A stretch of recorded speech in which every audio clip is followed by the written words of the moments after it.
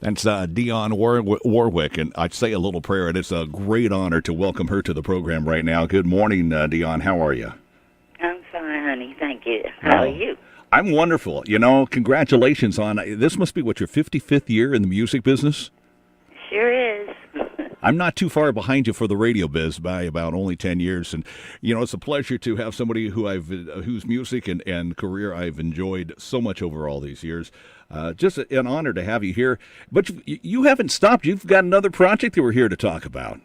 I sure do. A wonderful project called Let There Be Light. And it's to feed America. That's basically what we're trying to do, get people out of that hunger area that is being, unfortunately, prevalent throughout our United States, the richest country in the entire world, allowing people to go hungry. It just doesn't make sense. Do you have any kind of numbers and ideas when we talk about feeding America and the people that are actually here in our country that are going without right now? How many people that we're talking possibly about? The percentages are horrendous, absolutely horrendous. Even if it's one person or 1%, that's too many. So now you've put together a project here with a lot of great music industry folks. Gladys Knight, Billy Ray Cyrus, Joe Don Rooney for Rascal Flatts, and a whole lot more. Tell us about this project and how it's working to raise money to help feed America. Well, basically you can download it with Feed America, LetThereBeLight.com. And every single penny goes towards the project itself of feeding America. It's a song written by my son, Damon Elliott, whose voice is the first voice you hear on the recording.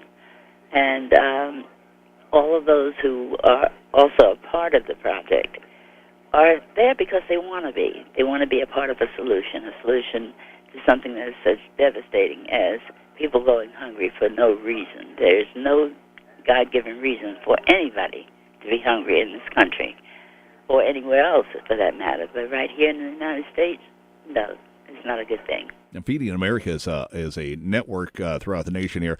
A couple hundred food banks that are helping to fight hunger in America, and they say providing food to more than 46 million people. Is that correct?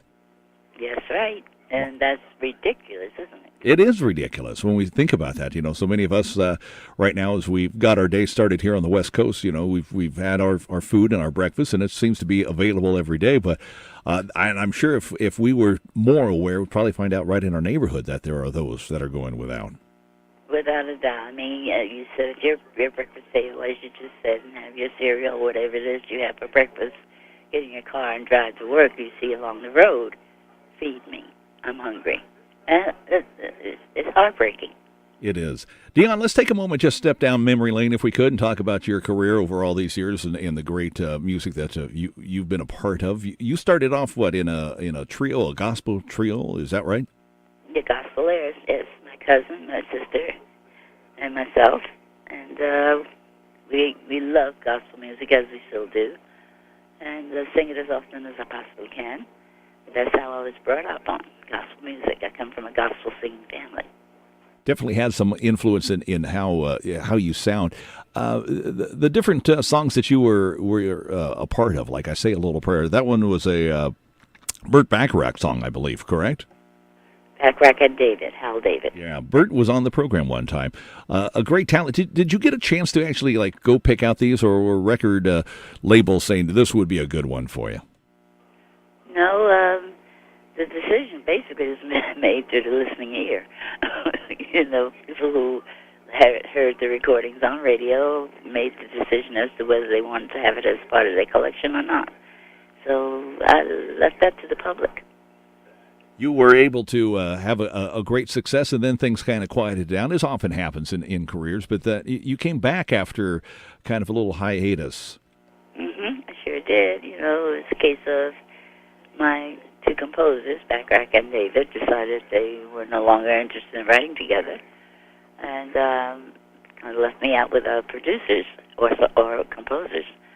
And as it turned out, it's probably the best thing that could have happened to me, giving me an opportunity to work with some other brilliant songwriter producers. So, it all worked out itself. I've got to ask, have you ever put your career and your life into a book form that we can read about all this? Because we've talking about the ups, but you also had some downs in the 90s when you had some unpaid taxes, you got busted for pot at an airport, you lost your sister, and so forth. Have you ever put that down into any kind of memoir?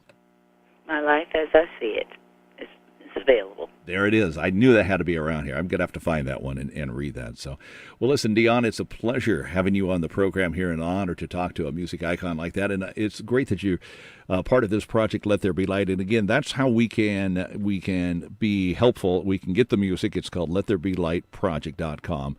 And you said 100% of the proceeds from the sale of the single will go to benefit the Feeding America, correct? Absolutely. Every single dime. All right. Dionne Warwick, Let There Be Light. Thank you very much for joining us on the program. And thank you for all of your talent over the years. And don't stop, okay? Okay. Thank you very much. Thanks, Dionne. Bye-bye. Bye.